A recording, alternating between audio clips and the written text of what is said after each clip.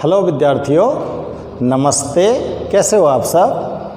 हाँ तो विद्यार्थियों, आपका स्वागत है 10th क्लास विज्ञान विषय में। और आज हम इस वीडियो में एक नए पाठ के साथ आपके सामने आ रहे हैं। और हमारा आज नया पाठ जो शुरू किया जा रहा है वो है पाठ 8।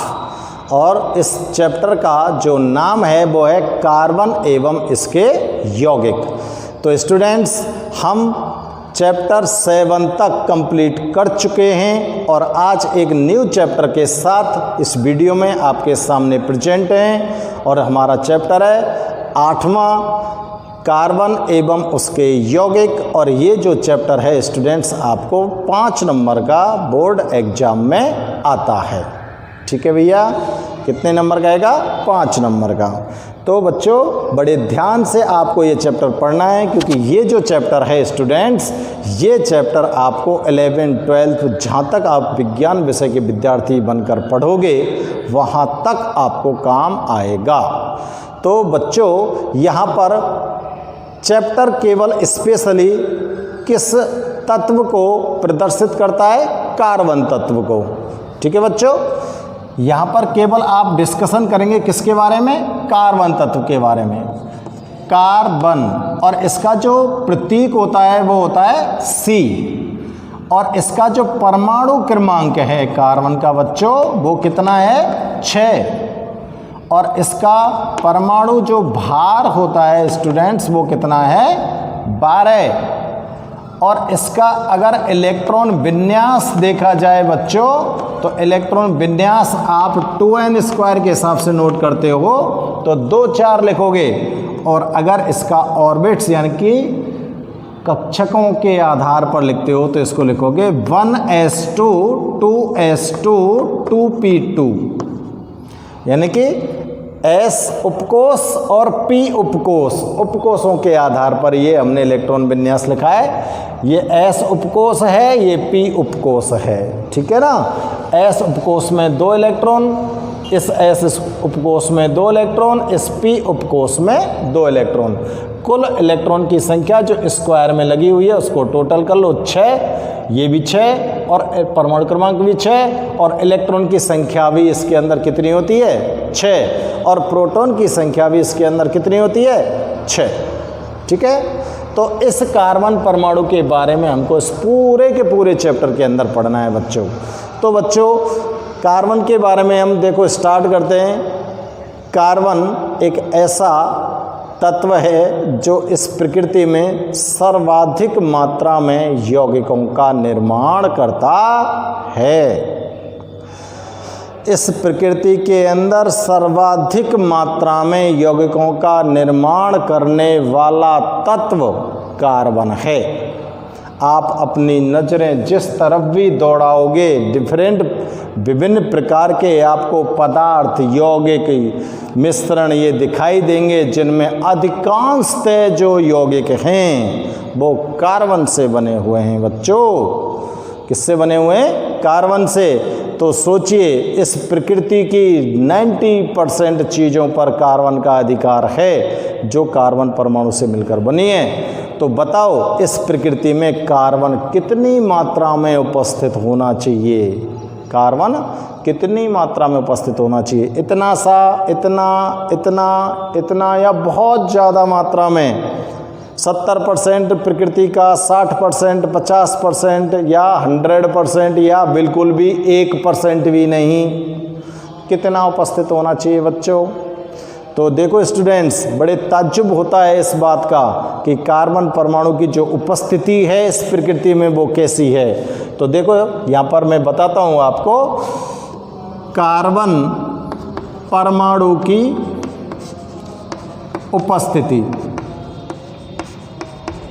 प्रकृति में उपस्थिति बता रहे हैं बच्चों हम। ठीक है ना? तो देखो 0.03% कार्बन तो भूपर्पटी में मौजूद है। कहाँ पर मौजूद है बच्चों? भूपर्पटी में। और 0.02% कार्बन मौजूद है कार्बन डाइऑक्साइड गैस की अवस्था में, वातावरण में। समझ आ रही है बात? टोटल अगर इस प्रकृति में कार्बन परमाणु की उपस्थिति देखी जाए तो इतनी मात्रा कार्बन की इस प्रकृति के अंदर उपस्थित है। इसके बावजूद भी आप जिस तरफ नज़र दौड़ाओगे वो सब के सब यानी कि लगभग जितने भी यौगिक हैं उनमें अधिकांशतया यौगिक कार्बन से बने हुए दिखाई देंगे। पेड़ पौधे, आप लोग स्वयं, डीजल, पेट्रोल, वाहन, ये ब्लैक बोर्ड जो भी आपको दिख रहा है वो सब कार्बन से बना हुआ है। रेत नहीं बना है कार्बन से, मिट्टी नहीं बनी है कार्बन से। मैं यौगिकों की बात कर रहा हूँ जो आप प्रकृति में चारों तरफ देखते हो, ठीक है ना। तो ताज्जुब होता है ना, इतनी छोटी सी मात्रा में होते हुए भी इतनी विशाल संख्या में ये यौगिकों का निर्माण कैसे कर देता है। तो स्टूडेंट्स इसी चीज़ को डिस्कस करना है हमें इस चैप्टर में, इसलिए आपको इस चीज़ को पढ़ने के लिए बड़े ध्यान से वीडियोस को देखना पड़ेगा, ठीक है ना। तो अब मैं इस कार्बन परमाणु की आइडेंटिफिकेशन देने के बाद चैप्टर पर पहुंचता हूं और स्टार्ट करते हैं चैप्टर को। नहीं तो इसके बारे में तो कितना भी बोलते चले जाएं उतना ही कम है। और आप लोग पाठ के अंदर देखोगे कि कार्बन का एक कंपाउंड पकड़ लिया तो उसके पीछे बोलते चले जाओ, डिस्कस करते चले जाओ, कम ही नहीं पड़ता है। तो स्टूडेंट्स अब हम चैप्टर के अकॉर्डिंग बात करते हैं और चैप्टर के अकॉर्डिंग हम बात कर यहाँ पर आपको कुछ चीज़ों को बताते हैं जो बहुत ही ज़रूरी हैं।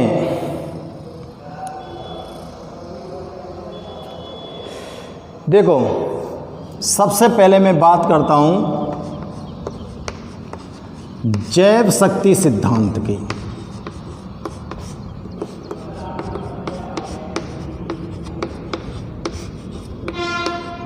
जैव शक्ति सिद्धांत क्या है?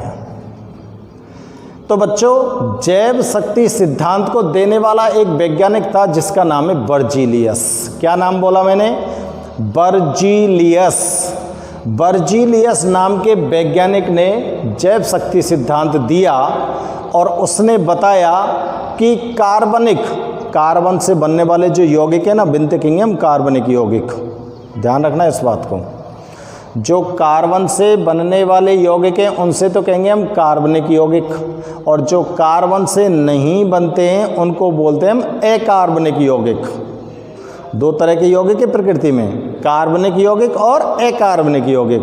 तो कार्बनिक यौगिक तो कार्बन से बने मिलके, और अकार्बनिक यौगिक कार्बन से मिलके ना बने। आगे बात समझ में? तो मैं जैसे ही कार्बनिक यौगिक बोलूं तो समझ जाइयो कि कार्बन की मात्रा यहाँ में है मौजूद। तो बर्जीलियस ने क्या बताया? बर्जीलियस ने बताया कि जितने भी कार्बनिक यौगिक हैं उन कार्बनिक यौगिकों का निर्माण प्रयोगशाला में नहीं किया जा सकता। किसी भी कार्बनिक यौगिक का निर्माण प्रयोगशाला में नहीं किया जा सकता। इसको तो केवल जीवधारी स्रोतों से ही प्राप्त किया जा सकता है। बर्जीलियस ने क्या बताया कि कार्बनिक जो यौगिक हैं उनको हम प्रयोगशाला में नहीं बना सकते, मतलब प्रयोगशाला में अलग से नहीं बना सकते।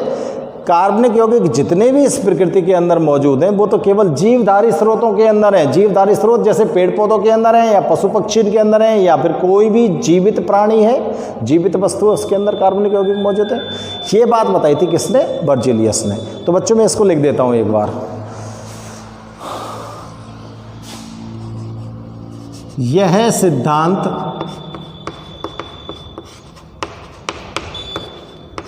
बर्जीलियस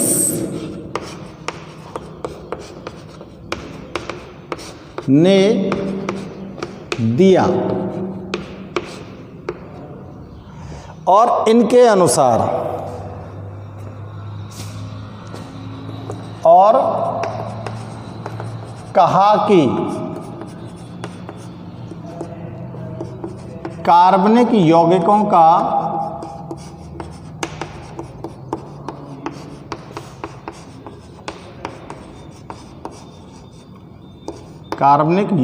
का निर्माण कार्बनिक यौगिकों का निर्माण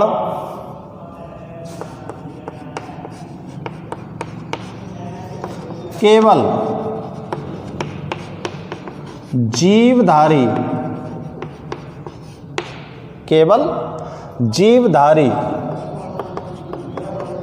स्रोतों से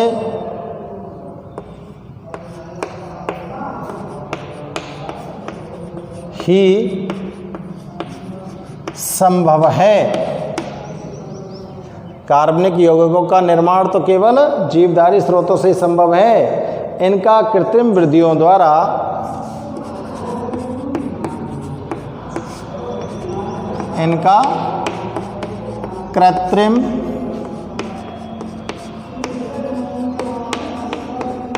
विधियों द्वारा प्रयोगशाला में इनका कृत्रिम विधियों द्वारा प्रयोगशाला में संश्लेषण संभव नहीं है। प्रयोगशाला में संश्लेषण संभव नहीं है।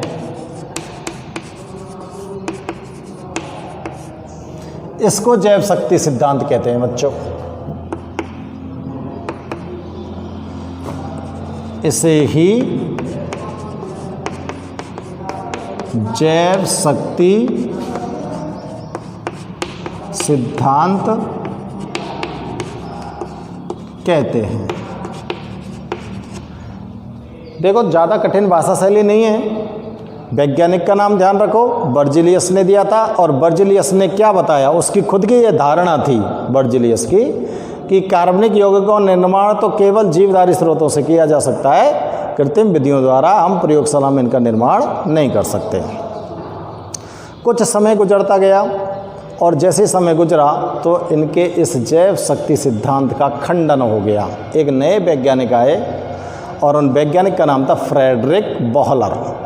और फ्रेडरिक बॉहलर नाम के इस वैज्ञानिक ने इस जैव शक्ति सिद्धांत का खंडन कर दिया। खंडन का मतलब गलत साबित कर दिया कि भाई बर्जिलियस भैया तू गलत कह रहे है, कार्बनिक यौगिकों का निर्माण तो प्रयोगशाला में कर सकते हैं।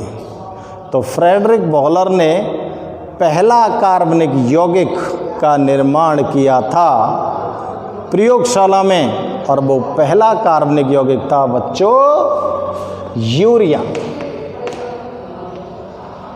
पहला कार्बनिक यौगिक कौन सा था? यूरिया, जिसका निर्माण प्रयोगशाला में किया गया। यही यूरिया है जिसको आप खाद के रूप में देते हो, उसी की बात कर रहा हूं मैं।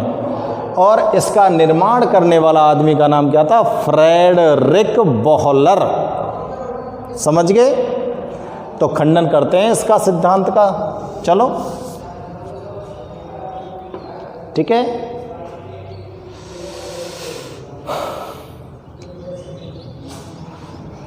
तो सिंपलाइज लगा के लिखता हूं, इस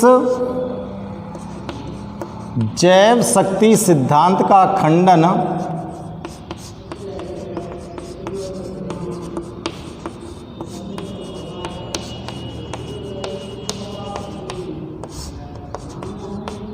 फ्रेडरिक बॉहलर नामक वैज्ञानिक ने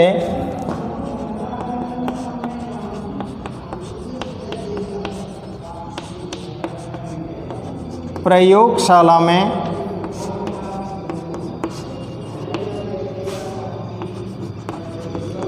प्रथम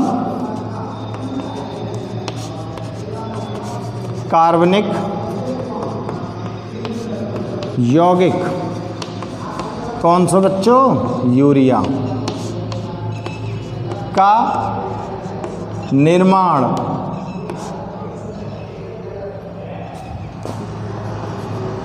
कर किया था। ठीक है। अब देखो कैसे किया था। सन 1828 में, सन की बात भी कह रहे हैं हम, और ये 1815 की बात है। बर्जीलियस ने जो सिद्धांत दियो ना बेटा, ये दियो 1815 में। यहाँ पर विज्ञान में सन कोई महत्व नहीं रखता है। आप लोग ऐसा मत सोचना कि हमको सन ध्यान नहीं है, यहाँ पर सन कोई महत्व नहीं रखता है, सिर्फ टाइम की बात बता रहा हूँ। 1815 में तो यानी बात कह दी, और 1828 में फ्रेडरिक बॉलर ने इस सिद्धांत का खंडन कर दिया। ठीक है ना। तो सन 1828 में बॉलर ने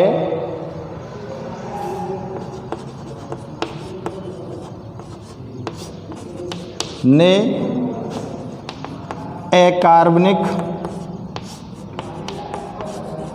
पदार्थ, सन 1828 में बॉलर ने अकार्बनिक पदार्थों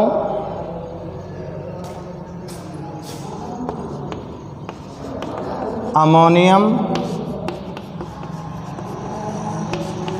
सल्फेट,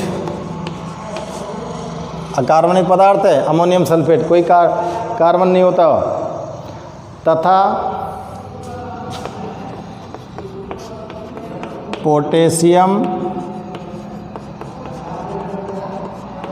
साइनेट को गर्म कर, अमोनियम सल्फेट और पोटेशियम साइनेट को गर्म कर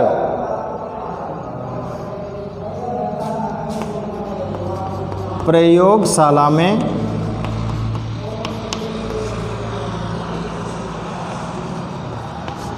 कार्बनिक यौगिक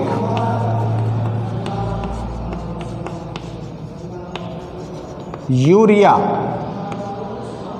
कार्बनिक यौगिक का नाम क्या है बच्चों? यूरिया, प्राप्त किया।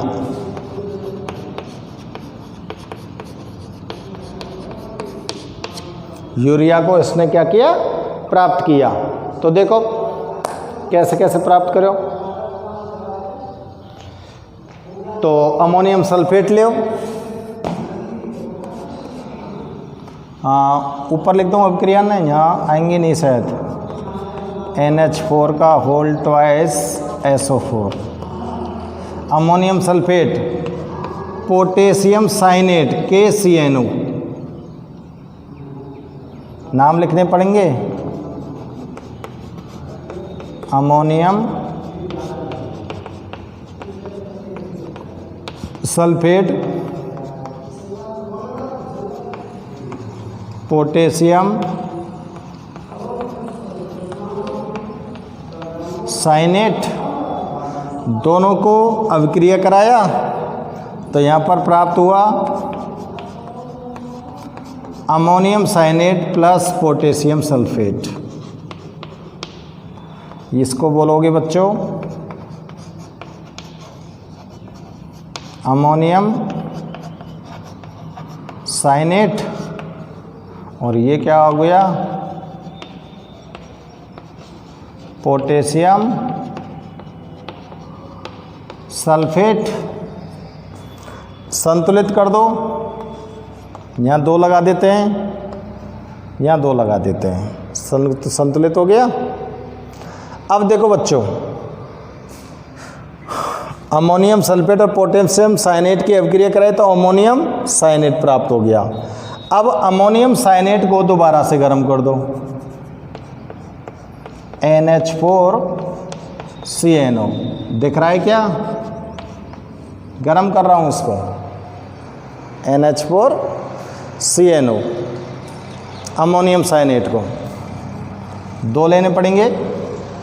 और जैसे ही अमोनियम साइनेट को गर्म किया तो तुरंत हमको क्या मिल गया? Urea, NH2CO NH2। ये सूत्र है बेटा यूरिया को।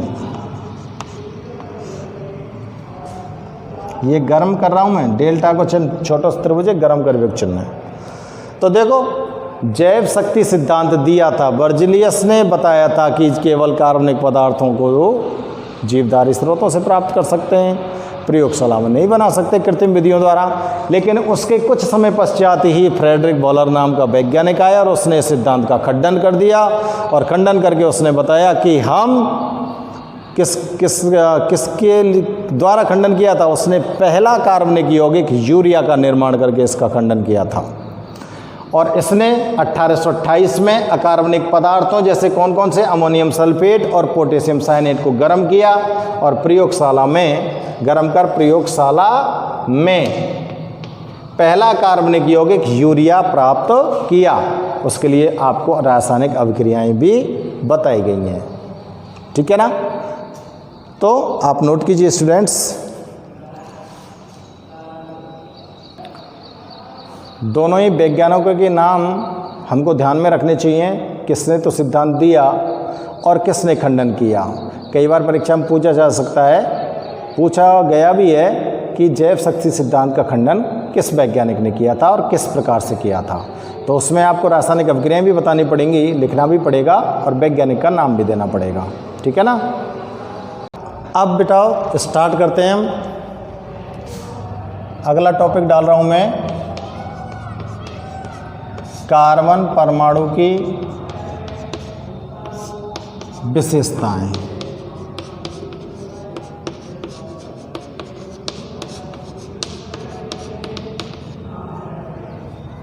देखो, पहली विशेषता, कार्बन परमाणु को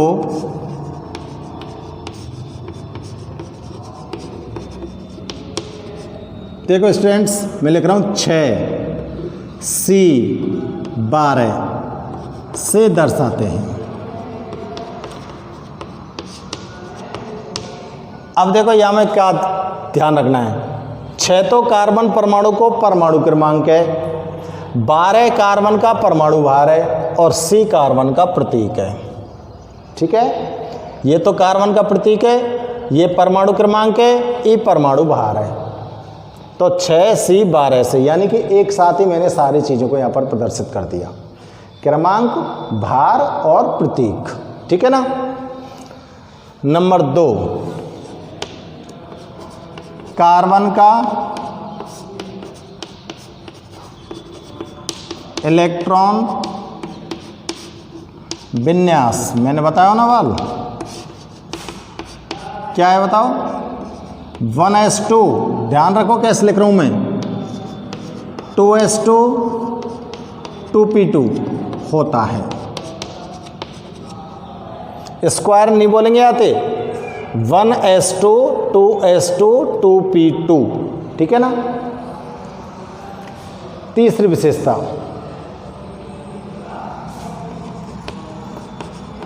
कार्बन परमाणु की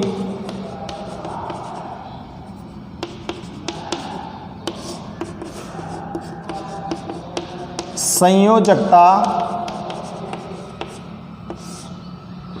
4 होती है।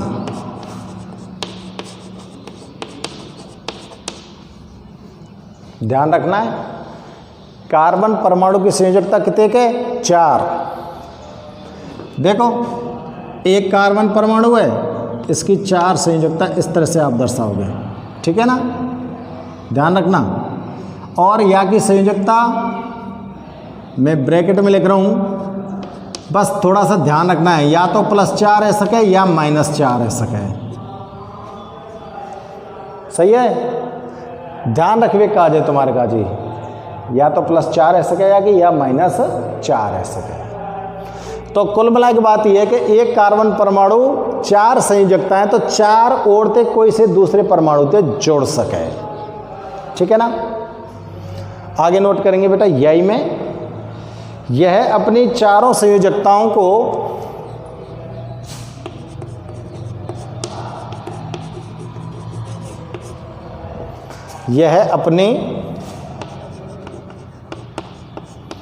चारों संयोजकताओं को संतुष्ट करने के लिए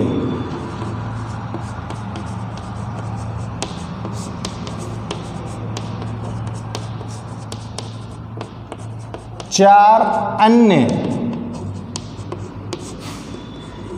तत्व कह दो चाहे परमाणु कह दो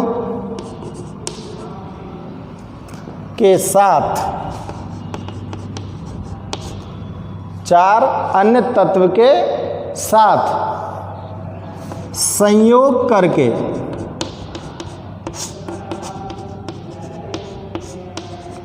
अणु बना सकता है, अणु बना सकता है। अब देखो बेटा, मैं बताऊंगा तुमको, बहुत ही इंपॉर्टेंट विशेषता है, बहुत इंपॉर्टेंट, इसको ध्यान में रखना क्योंकि यही विशेषता काम आवेगी तुम्हारे हर जगह। तो देखो या मैं कैसे कैसे ही अपनी संयोजकता संतुष्ट कर सके इसको मैं बता रहा हूँ। 4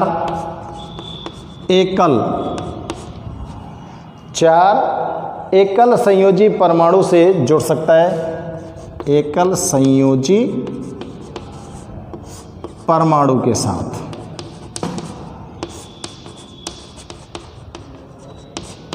अब देखो 4 एकल परमाणु, एकल संयोजी को मतलब समझ जाओ बेटा, जिनकी संयोजकता 1 होए। तो देखो कार्बन की ई प्रतीक है, ई ए या की चारों संयोजकताएं है गई। कैसे प्रदर्शित करो मैं ध्यान रखना है। और ई एकल संयोजी परमाणु ते संयोग कर ले, जैसे हाइड्रोजन की संयोजकता 1 ही तो हुआ है, चारों एकल संयोजी परमाणु ते संयोग करके संतुष्ट कर लेना चारों संयोजकता। या फिर ई कार्बन परमाणु ई क्लोरीन ते जुड़ जाएं, क्लोरीन की संयोजकता तो -1 हुआ है। तो ये चारों एकल संयोजी परमाणु हैं, इनते जुड़ गो और इनते जुड़ के यानी अपनी संयोजकताएं संतुष्ट कर लें। और कौन सा अणु बना दिया? CCl4। और यहाँ पर कौन सा अणु बना दिया? CH4। या तो बोलेंगे बेटा मेथेन और या तो बोलेंगे कार्बन टेट्राक्लोराइड। नाम ध्यान है, या तो क्या बोलेंगे मेथेन और या तो बोलेंगे कार्बन टेट्राक्लोराइड। या तो ये अपनी संयोजकता ने ऐसे संतुष्ट कर सके। एक ऑप्शन तो कार्बन गेटिंग ई है, दूसरा ऑप्शन चेक करें।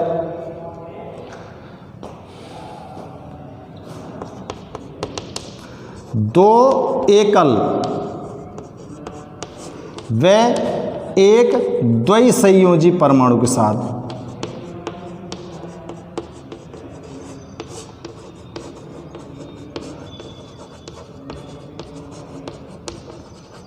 यानी कि 2 तो एकल परमाणु के संग जुड़ जाए और एक द्वि संयोजी परमाणु के साथ जुड़ जाए। तो देखो ई कार्बन है, 2 तो एकल संयोजी परमाणु और एक द्वि संयोजी परमाणु। ऑक्सीजन की संयोजकता -2 हुए ना, तो ये तो द्वि संयोजी होगा और ये एकल है। टोटल हर परिस्थिति में संयोजकता 4 होगी। आगे 4 डंडा निकल ली, जो 1 2 3 4 है गई। ई कार्बन को बताओ HCHO फॉर्मेल्डिहाइड,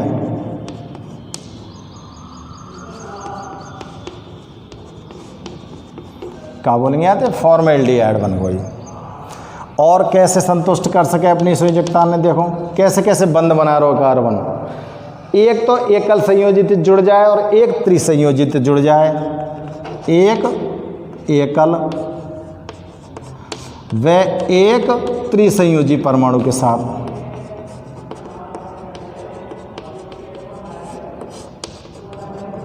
मतलब एक परमाणु तो एकल संयोजकता वारो हुए और एक परमाणु हुए 3 संयोजकता वारो। समझ में आ रही बात? तो देखो ई कार्बन है, एक तो एकल संयोजकता वारो और एक 3 संयोजकता वारो। नाइट्रोजन की संयोजकता -3 हुए कि ना हुए। और ई का बना दिया यानी HCN और या तो बोले हाइड्रोजन साइनाइड, हाइड्रोजन साइनाइड। ठीक है, यहाँ 4 ही है संयोजकता। हर परिस्थिति में 4 से ज़्यादा नहीं होगी। कोई से देख लीजिए चेक करके कितने कोई यौगिक बना ले बनी। एक ऑप्शन और है अगडेंग, और वो ऑप्शन का है 2 द्वि संयोजी परमाणु से जुड़ जाए। 2 द्वि संयोजी परमाणुओं से जुड़ जाए।